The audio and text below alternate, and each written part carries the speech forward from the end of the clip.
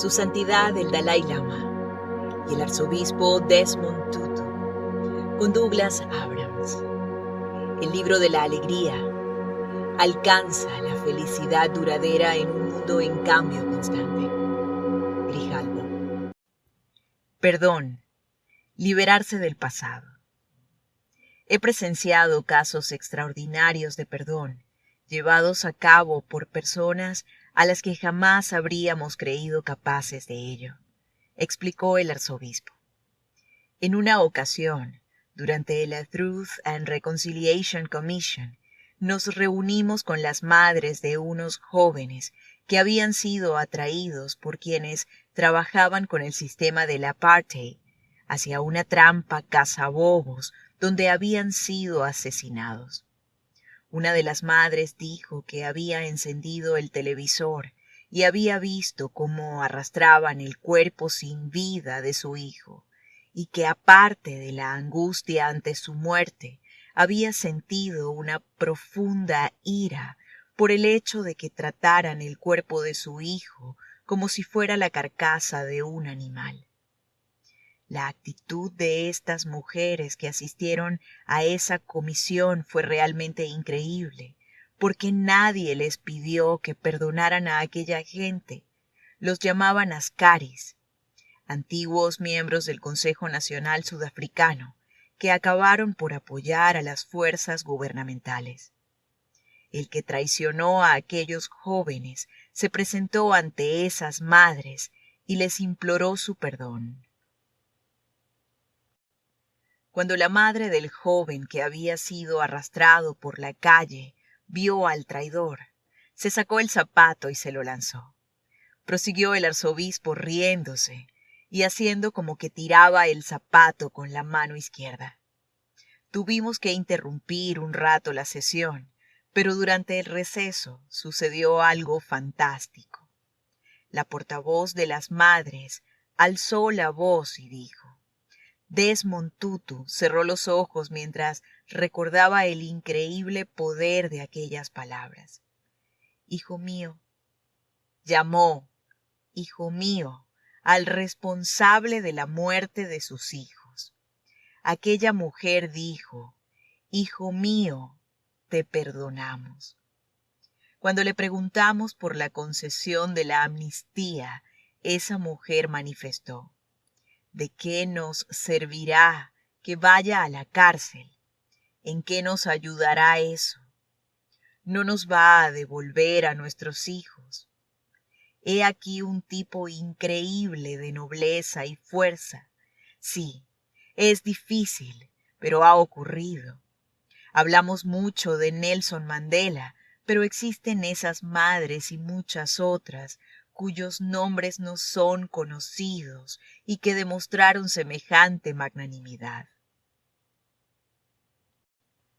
La mujer que hablaba en nombre de este grupo de madres se levantó, atravesó la estancia en dirección a aquel hombre responsable de la muerte de los hijos de todas ellas. Lo abrazó y lo llamó: hijo mío. Hace poco recibí un mensaje acerca de una mujer blanca llamada Beth, que había quedado gravemente mutilada a causa de una bomba de los movimientos de liberación y que todavía tenía metralla en el cuerpo. Muchos de sus amigos fueron asesinados o también mutilados. Sus hijos tenían que ayudarla a comer, a vestirse, a bañarse. Beth se mostró simplemente: estoy emocionado. El arzobispo tuvo que tomarse una pequeña pausa. Beth dijo sobre el autor del ataque: lo perdono y espero que él me perdone a mí.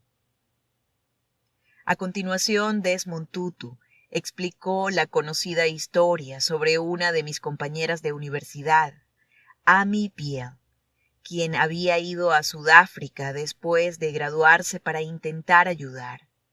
Fue brutalmente asesinada en una de las zonas reservadas a los negros cuando fue allí para acercar a una amiga en coche. Sus padres viajaron desde California hasta Sudáfrica para apoyar la concesión del indulto a los autores condenados a las largas penas de cárcel. Dijeron: queremos formar parte del proceso de reconciliación en Sudáfrica. Estamos seguros de que nuestra hija estaría de acuerdo con nuestra decisión de que se les conceda el indulto a los asesinos. Y no solo eso, sino que además fundaron una institución con el nombre de su hija y emplearon en ella a esos hombres que la habían asesinado, para ayudar a la gente de aquella barriada negra. No digo que sea fácil de lograr, pero tenemos nobleza de espíritu. Nos referimos a Nelson Mandela como un impresionante ícono del perdón, prosiguió el arzobispo. Pero tú, y tú, y tú también tenéis las capacidades para ser instrumentos de increíble compasión y perdón. No hay nadie que sea completamente incapaz de perdonar. Creo que todos tenemos ese potencial latente, como señala su santidad, de sentir lástima por aquellas personas que estén destruyendo su humanidad de este modo. Ciertamente, todos somos capaces de perdonar y todos merecen el perdón. Quiero mencionar, dijo el Dalai Lama, a uno de mis amigos de Irlanda, Richard Moore. Su historia es muy conmovedora. Tenía 9 o 10 años durante los conflictos de Irlanda del Norte, cuando un soldado británico le disparó con una bala de goma cuando se dirigía al colegio. El Dalai Lama apuntó directamente entre los ojos donde el niño había recibido el impacto. Se desmayó y al despertar estaba en el hospital y había perdido los 2 ojos. En ese momento se dio cuenta de que nunca volvería a ver la cara de su madre. Siguió estudiando, se casó y tuvo 2 niñas. Entonces buscó al soldado británico que le había disparado a la cara para decirle que le había perdonado. Se hicieron grandes amigos y en una ocasión invité a ambos a que vinieran a Dharamsala. Quería que Richard compartiera su conmovedora historia de perdón con los tibetanos, sobre todo con los alumnos del pueblo de los niños tibetanos. Al presentar a Richard Moore a los estudiantes y profesores, les dije que era mi héroe. Luego Richard me invitó a visitar Irlanda del Norte y cuando lo vi allí con su familia, me burlé de él.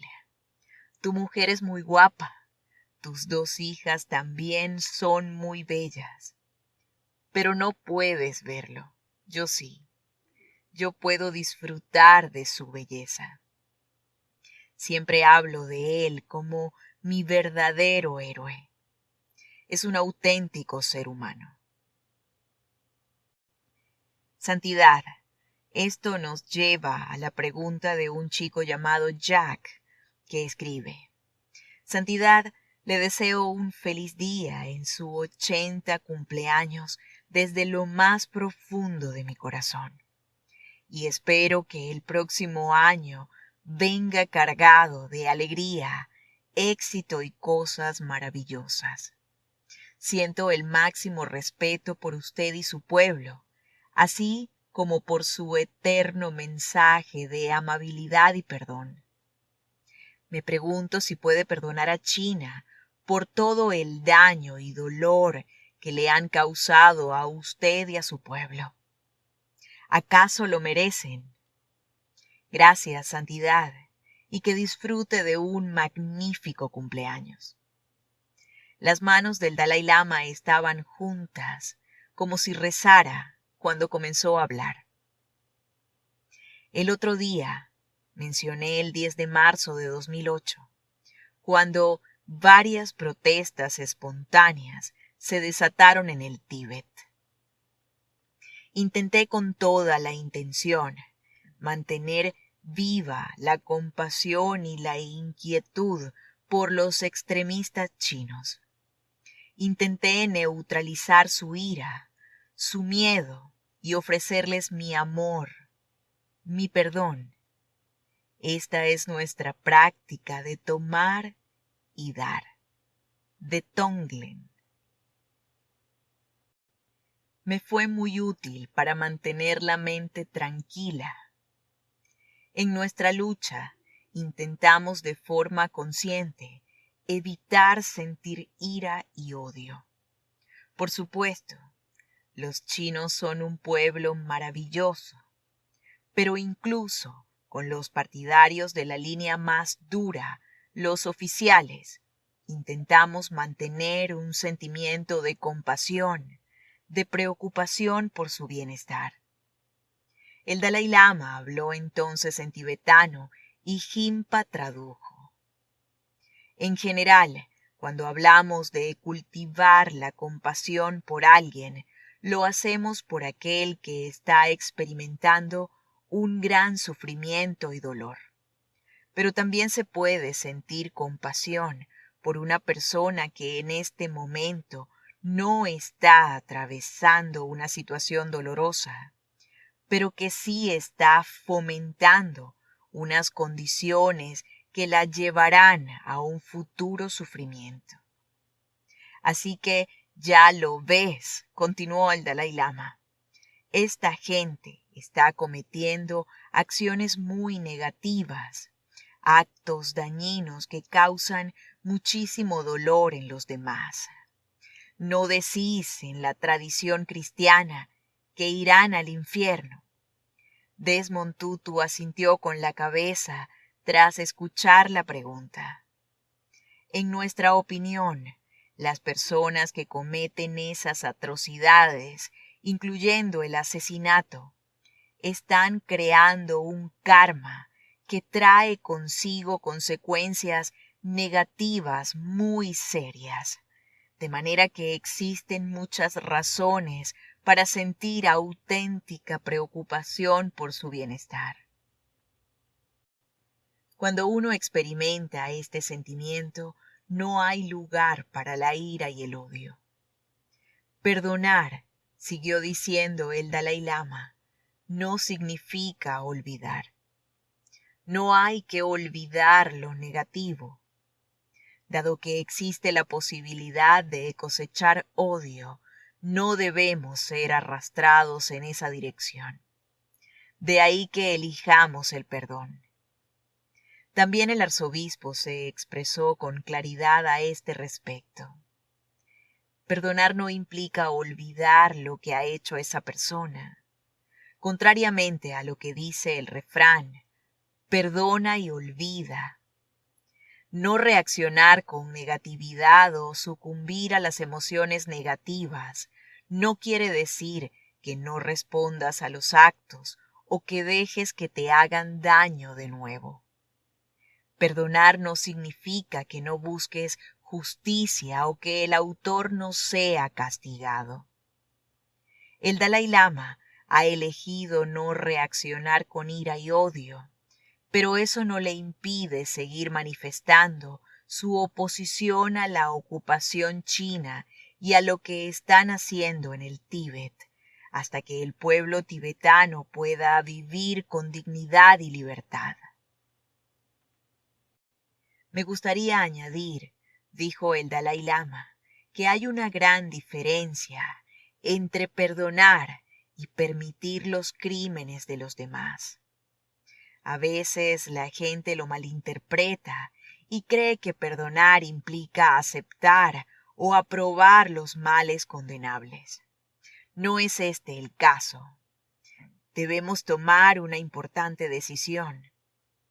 El Dalai Lama hablaba con gran énfasis, golpeando una mano contra la otra. El autor y la acción, o la persona y lo que ha hecho. Allí donde haya una mala acción, puede ser necesario adoptar una contramedida adecuada para detenerla.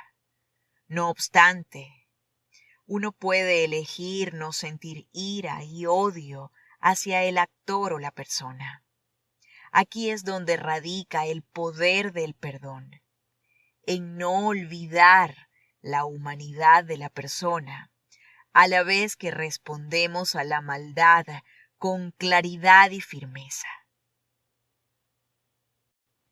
Mantenemos una posición firme contra los malos actos, no solo para proteger a aquellos a los que se está causando daño, sino también para amparar a las personas que están cometiendo estos actos reprobables, porque a la larga también ellas sufrirán. De modo que nada tiene que ver el que nos preocupemos por su bienestar a largo plazo con el hecho de que detengamos sus malos actos. Esto es exactamente lo que hacemos. No experimentamos ira y sentimientos negativos hacia los extremistas chinos, al tiempo que nos oponemos enérgicamente a sus acciones. El perdón, añadió el arzobispo, es el único modo que tenemos de curarnos y liberarnos del pasado. Como él y Mo explicaban en el libro del perdón, sin perdón permanecemos atados a la persona que nos ha hecho daño.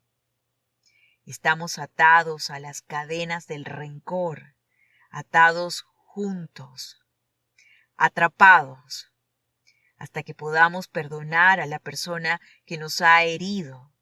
Esa persona tendrá la llave de nuestra felicidad, será nuestro carcelero.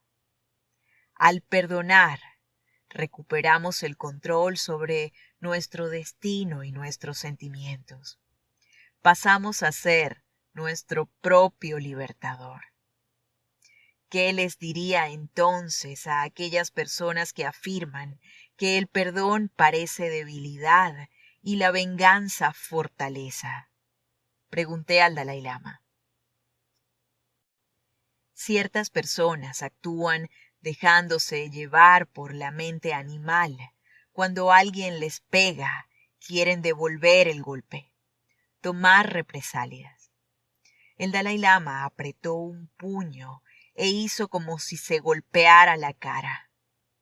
Nuestro cerebro humano nos permite pensar de qué nos servirá devolver el golpe a corto o a largo plazo. También deberíamos saber que, obviamente, nadie nació para ser cruel, para hacernos daño, sino que, debido a ciertas circunstancias, ahora no le gusto a esa persona, de modo que me golpea. Puede que mi comportamiento, mi actitud o incluso mi expresión facial contribuyeran a que esta persona se convirtiese en mi enemigo. En cierta medida, también yo tengo algo que ver en ello. ¿Quién es el culpable? Lo mejor es sentarse y pensar en las diferentes causas y condiciones. Comprobaremos que si estamos muy enfadados, debemos estarlo con esas causas y condiciones, y en última instancia, con la ira, ignorancia, miopía y estrechez de miras. Esta actitud aporta un sentimiento de preocupación, de manera que podemos sentir lástima de esas personas.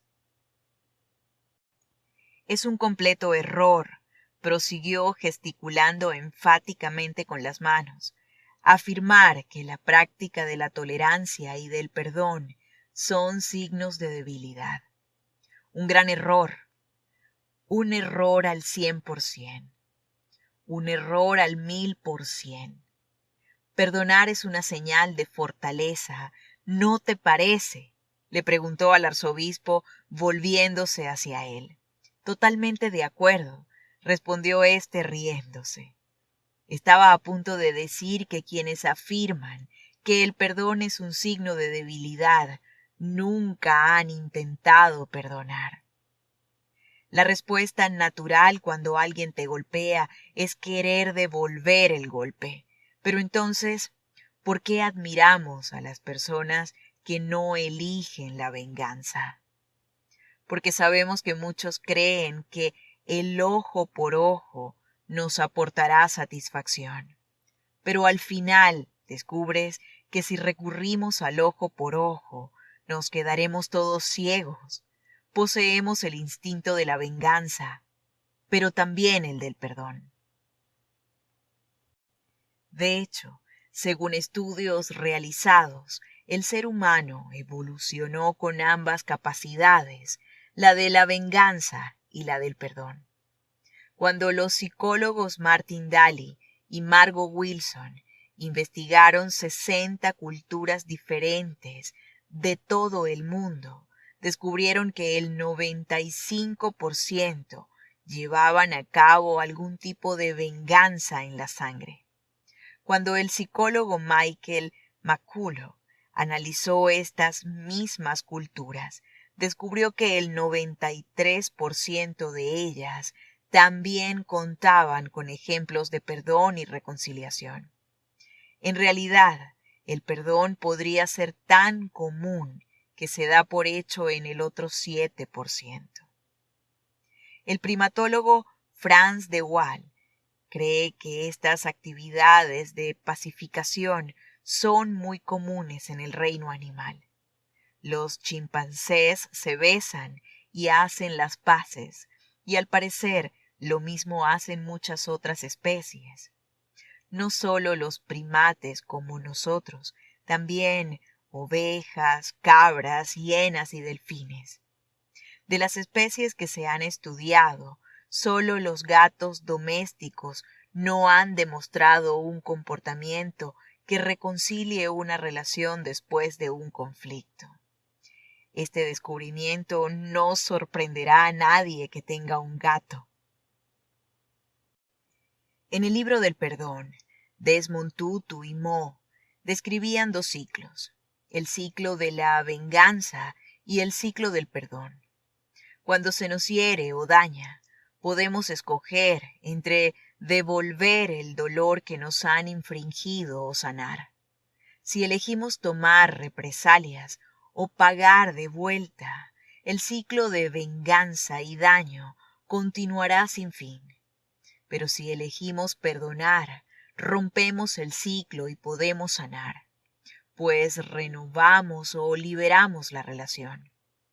No perdonar da paso a permanentes sentimientos de resentimiento, ira, hostilidad u odio que pueden llegar a ser extremadamente destructivos. Incluso breves estallidos de ira pueden producir efectos físicos significativos. En un estudio, la psicóloga Charlotte Van Oyen Viviet pidió a varias personas que pensaran en alguien que les hubieran hecho daño, tratado mal u ofendido, y controló su frecuencia cardíaca, sus músculos faciales y sus glándulas sudoríparas. Cuando la gente volvió a experimentar ese rencor, respondieron con estrés. La presión arterial y el ritmo cardíaco aumentaron y empezaron a sudar más. Se sintieron tristes, enfadados, exaltados y habían perdido parte del control sobre sí mismos. Cuando se les pidió que empatizaran con los culpables de aquel dolor y se imaginasen perdonándolos, su respuesta al estrés volvió a la normalidad. Como animales sociales que somos, nos resulta muy estresante, también para todo el grupo, que se produzca una ruptura entre las relaciones que nos unen. Everett Worthington Jr. y Michael Scherer descubrieron que no perdonar podría afectar el sistema inmunológico de varias maneras. Incluso interrumpir el proceso de elaboración de importantes hormonas y el modo en que nuestras células luchan contra las infecciones. Me gustaría, arzobispo, plantearle una última pregunta antes de hacer una pausa para el té. Dije, con frecuencia, aquellas personas a las que más nos cuesta perdonar son las más cercanas a nosotros. Sí, así es. Usted mismo explicó que perdonar a su padre por algunas de las cosas que le hizo a su madre le resultó muy difícil y doloroso. Y me pregunto, si él ahora estuviera aquí con nosotros, ¿cómo le explicaría cuánto le afectó aquello? ¿Cómo le ofrecería su perdón? ¿Qué le diría? Bueno, sin duda le diría que me dolía profundamente cómo trataba a mi madre cuando estaba borracho. El arzobispo cerró los ojos, bajó la voz y habló despacio, como si viajara hacia atrás en el tiempo. Yo estaba muy enfadado conmigo mismo por ser demasiado pequeño para poder pegarle. Cuando mi padre estaba sobrio, era una persona maravillosa, pero mi madre era... Yo adoraba a mi madre, un ser increíble, una persona muy dulce, y eso hacía que ese maltrato aún resultara más duro. Y además tenía un hijo demasiado pequeño para intervenir cuando ella era maltratada. Os explicaré algo de lo que estoy muy arrepentido. Solíamos llevar a los niños a un internado en Suazilandia, a unos 500 kilómetros de distancia, y acostumbrábamos a pasar la noche a mitad del camino en casa de nuestros padres, porque no había ningún hotel en que pudieran alojarse los negros. Esa vez en particular regresábamos de Suazilandia e íbamos a instalarnos en la casa de Lía con su madre, que no vivía en el mismo municipio que mis padres. Sin embargo, nos habíamos acercado para desearle las buenas noches y despedirnos, porque nos marchábamos muy temprano a Ciudad del Cabo, donde yo trabajaba. Estaba totalmente agotado, pero en esa ocasión mi padre me dijo que quería hablar conmigo. Tenía que decirme algo. Yo estaba demasiado cansado, me dolía la cabeza y le dije, no, podemos hablar mañana. Y nos marchamos a casa de Lía, y como a veces pasa en las novelas, mi sobrina nos despertó a primera hora de la mañana y nos dijo que mi padre había muerto la noche anterior. De modo que nunca llegué a saber qué quería decirme. Me arrepiento profundamente. A veces se me escapa una lágrima o dos. Me gustaría pensar que intuía su muerte y que quería decirme cuánto sentía el modo en que había tratado a mi madre. Me arrepiento de eso. Lo único que puedo decir es que espero que descanse en paz. Tengo que aceptar el hecho de que perdí una oportunidad que no volverá a presentarse. En realidad, ninguno de nosotros sabemos cuándo se dará ese momento en que tal vez está a punto de ocurrir algo crucial y le damos la espalda. Y sí, intento mitigar mi culpa, pero no consigo librarme de ella por completo. El hecho es que fue él quien tomó la iniciativa y que cualquier justificación mía no importa. Él dio el paso y yo lo rechacé. Y es una carga en mi corazón y en mi espíritu, y espero que me haya perdonado. Sí. Permanecimos sentados en silencio durante largos minutos para acompañar al arzobispo en su pesar y arrepentimiento. La mirada perdida, húmeda, recordando a su padre. Cerró los ojos, rezando quizá una oración. Sentí que estábamos orando juntos, compartiendo su pena y pérdida. El Dalai Lama fue el primero en romper el silencio. Se volvió hacia Jimpa y habló en tibetano.